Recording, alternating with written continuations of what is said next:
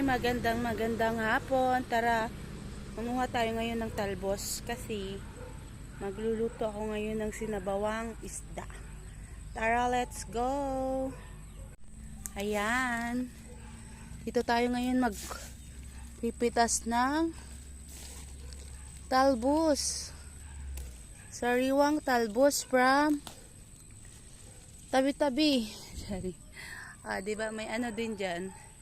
May patola. Yeah. Kapag meron kang tanim, makakalibre ka sa mga ulam like gulay-gulay. Dahil sobrang mahal ngayon ng mga bilihin. Diyos mio, marimar. Ito pag ganito ay laking tulong na po ito. Yan. Next natin kukunin is maliit pa siya. Kasi kakukuha ko pa lang kahapon Tsaka yung aming kapitbahay, dito lang sila kumukuha ng eggplant. Pero pwede na po ito. Kasi pansasahog ko lang naman siya sa isda. Tsaka tayo kukuha ngayon ng sili.